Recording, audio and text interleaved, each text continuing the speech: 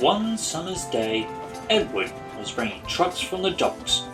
As he neared the vicarage orchard, he saw Trevor resting in the shade of an apple tree.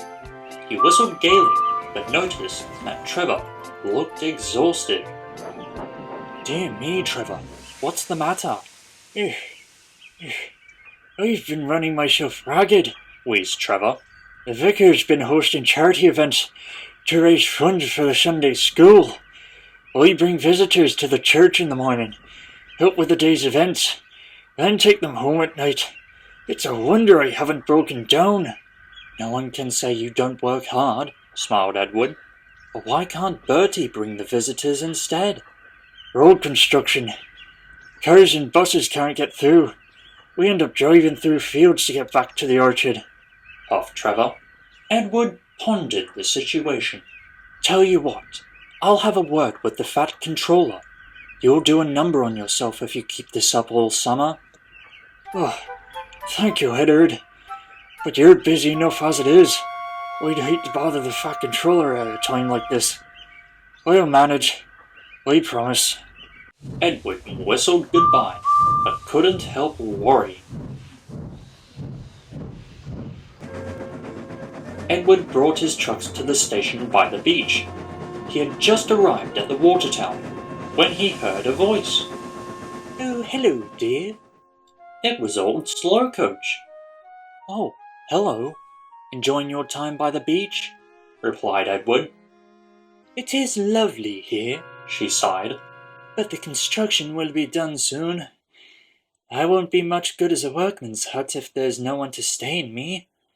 Thomas and Percy don't know what to do with me either. What if I'm not useful anymore? I don't want to go back to the scrapyard. Her voice trailed off.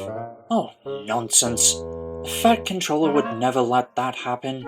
I'm not like these modern coaches. So, what place do I have here? From one old-timer to another, you have nothing to worry about. Edward puffed off with a heavy mind. He was still pondering about Trevor, and now he had two problems to solve. The weather soon changed, and for the next few days, it rained hard. The engines struggled through the gloomy weather. Their wheels slipped on the wet rails, and their vision was obscured by the rain. Eventually, the storm clouds parted, and the sun shone brightly once more. Trevor was on his way to collect more visitors. He was passing over the level crossing when... Crack! Ah, crumbs. We've broken down on the level crossing. Now what do we do? There wasn't time to think. A pair of whistles filled the air. Jem went pale. He grabbed a flag and darted up the line. The whistles belonged to Bill and Ben, bringing a long train of china clay up the line. The heavy trucks and damp rails were making the twins agitated. Hurry up, Bill! Or I might as well have to take the train myself, scowled Ben. Bill was about to reply when he spotted a red flag waving frantically ahead. Stop, Ben! Stop! Bill cried. The twins' brakes screeched, and their wheels slipped on the damp rails. The silly trucks didn't help either. They banged their buffers and forced the train on. Trevor and the car came into view, and Bill shut his eyes.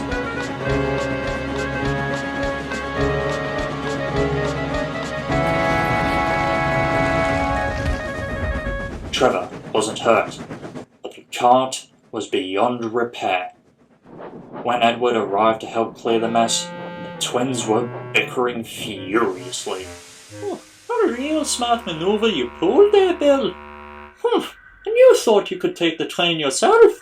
You couldn't even slow us down. Settle down, you two. Let's just be thankful Trevor and Mr. McCall are unharmed. The twins subsided at once. They were certainly thankful for that. The vicar had come too, and was most distraught at what he saw. No cart means no visitors. I'm going to have to cancel the fundraiser now, he sighed. The twins suddenly looked very shamefaced. We're sorry. It was only an accident, though this certainly is a problem for the vicar. Later, Edward told the others what happened. Poor Trevor. I'm glad he's not hurt. What do you mean, poor Trevor? He's a danger to the road! It wasn't Trevor's fault. He should stay in the orchard. It's shocking he's even allowed to carry passengers. What with how old and slow he is. Oh, that's it. Gordon, you're brilliant. And he hurried away without another word. Of course I am. The next day, old Slow Coach was dozing in the sun when she heard a familiar whistle. There was Edward, with the Fat Controller. I'd like to thank you for giving our workmen a place to sleep. As you know, their job here is almost finished. Old Slow Coach's face fell. Oh, yes, sir. When will I be taken back to the scrapyard? Scrapyard? Oh, perish the thought. You're far too important to be scrapped. The vicar needs help bringing people to his charity events at the orchard, and you are perfect for the job. I'd be honored to have you on my branch line, if you'd like to, of course. Old Slow Coach's eyes lit up. Oh, thank you. I'd love to. The Fat Controller had built a small halt near the vicarage. Edward and Old Slow Coach took passengers to the halt in the morning and brought them home again when the day was done. The charity events were a great success, and the vicar and Trevor were most thankful for the funds raised.